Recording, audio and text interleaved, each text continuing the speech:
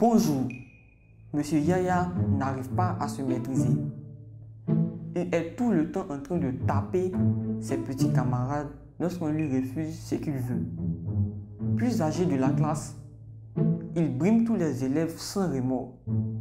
Ses amis se sont plaints auprès de leurs parents qui ont interpellé les institutrices. C'est ainsi que les institutrices les traduisent devant la foule. Silence! Silence dans la salle! Yaya est demandé à la barre. Monsieur Yaya, encore vous? Qu'avez-vous embêté vos petits camarades?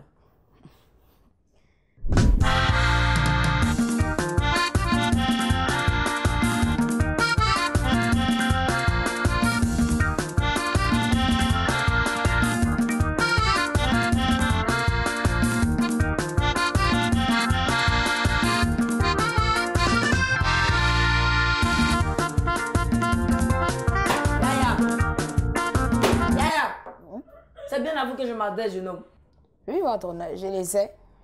Je suis devenu habitué de votre cours. Je ne sais toujours pas pourquoi. Je suis toujours accusé alors que je n'ai rien fait de mal. Voyons, vous brimez vos petits camarades. Ce n'est pas mal ça. Et quel de mes camarades l'a dit? Je n'ai brimé personne. Vous n'avez jamais pris le goûter de l'un d'entre eux. Bref, maître Atebi, il est à vous. Merci, votre honneur. Répondant à la question du juge. Je ne sais plus, j'ai oublié la question. Est-ce que vous avez déjà arraché le goûter de l'un de vos amis? Non, hein? Vous voulez me faire croire que vous n'avez jamais mangé un goûter qui n'était pas à vous? Mais je ne comprends pas. Manger le goûter d'autrui est une forme de brimade à vous entendre. Alors, pourquoi les maîtres nous demandent de partager? Et ça dit que je brime ma mère lorsque je prends pour dîner à la maison? Il voudrait que si on m'accuse là, hein? C'est que ce soit pour des faits avérés et non pour des spéculations ou problèmes de personnes. Hein? Non, jeune homme. Vous ne me ferez pas celle-là. Vous savez très bien la différence entre prendre par un goûter et brimer. Tous vos amis se plaignent du fait que vous prenez quotidiennement le pain. Moi, je n'arrache pas. Hein. C'est eux qui me les donnent juste en me voyant. N'est-ce pas là une preuve que vous faites peur? Non. Moi, je suis responsable de mes actes. Pas des préjugés que les autres ont de moi. Hein. N'avez-vous jamais tapé un enfant parce qu'il a refusé de vous obéir? Mais c'est tout ça l'éducation. Un enfant qui désobéit doit être corrigé. Je ne tolérerai pas qu'on me manque de respect à moi, l'aîné que je suis. Ce sont vos enfants pour que vous les battiez? Non, ce sont mes petits frères. Et s'ils me manquent de respect, je les corrige, tout comme vous l'avez sûrement fait avec vos cadets pour leur éducation. Voyez-vous, vous avez quelle éducation, vous? Incapable de passer en classe supérieure, vous vous maintenez pour être l'aîné et délester vos amis de leur bien. Objection, votre honneur. Il agresse et insulte mon client. Ce n'est qu'un enfant. Pas la peine d'être si dur. Objection retenue. On ne va tout de même pas brimer l'accusé. Silence. Soit. Je voulais tout simplement attirer votre attention. Nous avons ici un enfant qui, parce qu'il est plus âgé que les autres de sa promotion, les dépouille quotidiennement et les bat lorsque ceux-ci s'y opposent. Comment dire? Objection, votre honneur. Il dramatise. Ça aussi, ce n'est pas votre rôle. Mais j'en ai fini. Non, ça, c'est de la mauvaise foi, quoi. Maître Ndé, vous pouvez vous rapprocher. Merci, votre honneur. Je n'aurai que deux petites questions. Monsieur Yaya, pouvez-vous nous expliquer pourquoi vous prenez le goûter de vos amis? N'avez-vous pas le vôtre? Non. Je n'ai plus le droit de goûter bien un certain temps. Maman n'a pas les moyens de subvenir à 5 repas par jour. Je n'ai droit que 3 repas des adultes. Oh, je suis un enfant. J'ai besoin de force pour grandir. Alors, vu que le maître nous a demandé de partager, à la récré, mes amis partageaient moi. Me voilà surpris de savoir qu'il se dédie ici, devant la cour, alors qu'hier, lui-même il invitait au partage. Dites-moi, avez-vous déjà battu un de vos amis sur la question du goûter? Sur la question du goûter, non. Mais j'ai déjà frappé certains amis qui m'ont ridiculisé sur les questions et partage des goûters. Mes parents n'ont pas les moyens de m'en offrir. Chacun est libre de refuser et pas partager. Mais pas de m'inciter parce qu'il y a besoin de ces partages-là pour me sentir comme tous les autres enfants de ma classe. J'ai déjà corrigé certains qui m'ont offensé. Et ils ont tellement bien compris la leçon que maintenant, ils partagent même sans que je ne le demande. C'est peut-être cela que les maîtres qualifient des brimades. Moi, j'appelle ça une bonne leçon. Écoutez, un enfant frustré ne peut qu'être qu'une menace pour ses amis de classe. Le plaignant lui-même instituteur est bien placé pour le savoir. Mais qu'a-t-il fait pour éviter que nous en arrivions là? Ce sera tout me concernant. Je n'aurai aussi aucune autre question pour le plaignant en dehors de celle-là. Merci. Wow! Yes! Yes! Yes! Yaya! Où est-ce que vous vous croyez? Vous pensez que vous êtes ici à la cour de récréation? Que cela ne se reproduise plus. Regardez votre siège. Faites-moi venir l'instituteur. L'instituteur est demandé à la barre. Monsieur, pouvez-vous répondre à la question précédente? Ce que j'ai fait pour en arriver là, Oui, c'est bien la question de Maître Ndoye. j'ai expliqué à Yaya qu'il avait mal agi. Dès que les parents m'ont interpellé, mais il n'a pas changé d'attitude. Il a toujours protesté que j'ai demandé aux autres de partager avec lui.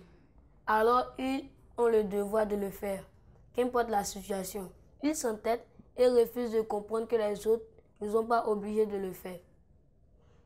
C'est une recommandation et non une obligation. Bien.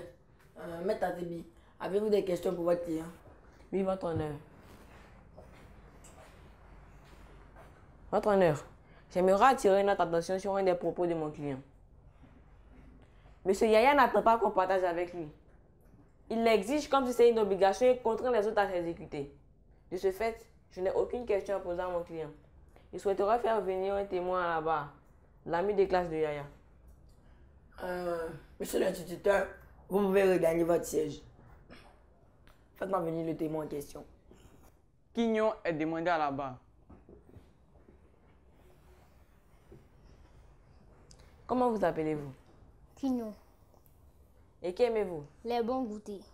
Quelles sont vos relations avec Yaya? Il est horrible, Yaya. Je ne le supporte pas. Pouvez-vous nous dire ce que vous lui reprochez? Il ne vient jamais à l'école avec son goûter et il agit comme si on est obligé de lui en donner. Avant, quand je venais avec mon sandwich, il voulait tout le temps que je lui en donne une boule car il aime le jambon et les cornichons. Moi aussi, j'aime bien. C'est d'ailleurs pour ça que maman en met dans mon sandwich. Mais lui, il s'en fout. Il réduit ma ration et parfois même la finit sans m'en donner. Il me sort qu'arrivé à la maison, je pourrais encore en avoir, alors que lui, ce ne sera pas le cas.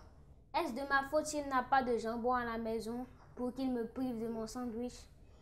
Une fois, je l'ai dit à maman. Elle a écrit sur le paquet de mon sandwich « Ne touche pas au goûter de mon fils ». Il a bien vu l'inscription, mais il a tout mangé. Le lendemain, maman a fait 2 sandwichs pour qu'il ne me prive pas de mon goûter. Sa technique a marché. Chacun de nous a mangé sa part.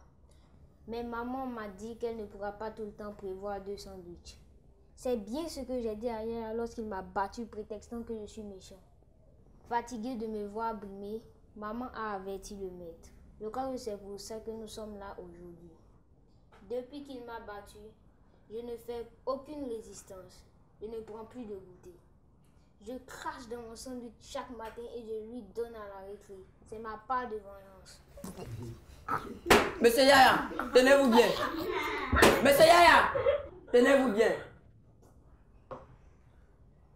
Votre honneur, voici ainsi exposé les faits. Les enfants se font battre pour leur propre bien. Est-ce de leur faute si leurs parents ont les moyens de leur offrir ce que Yaya ne peut avoir? Ne serait-il pas judicieux de demander ou de se contenter du peu qu'on a? Devons-nous faire preuve de violence parce que notre condition sociale ne nous permet pas d'être comme les autres? Votre honneur, j'en ai fini. Bien. Monsieur Quignon, vous pouvez regagner votre siège. La séance est suspendue. Le temps de préparer mon verdict.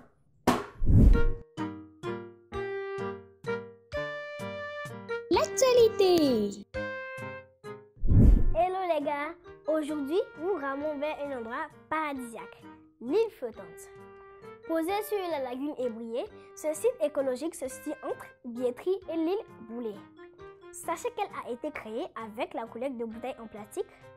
Vous savez, les bouteilles en plastique pour l'eau et les sodas.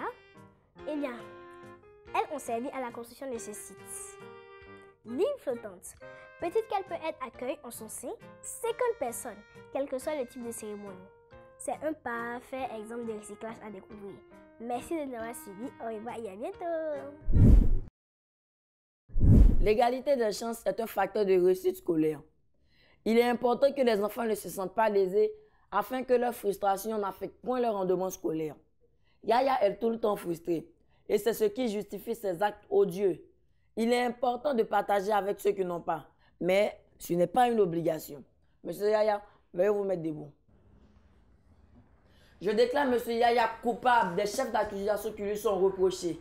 Il est désormais privé de goûter jusqu'à la fin de l'année afin qu'il comprenne le mal qu'il a fait à ses amis de ne pas avoir de goûter. Veuillez vous rasseoir. Monsieur l'instituteur, veuillez vous mettre debout. Quant à vous, le maître, je vous recommande de discuter avec l'administration afin qu'une politique sociale soit mise en place pour éviter ce type de frustration qui, ma foi, peuvent jouer sur le rendement scolaire des enfants. Veuillez vous asseoir. Avant de lever la séance, permettez au jury de donner quelques conseils. Les astuces. Coucou les amis! J'espère que contrairement à Yaya, vous n'arrachez pas les goûters de vos amis. Aujourd'hui, je vous donne une petite astuce pour faire tout seul un bon goûter à consommer à la récré.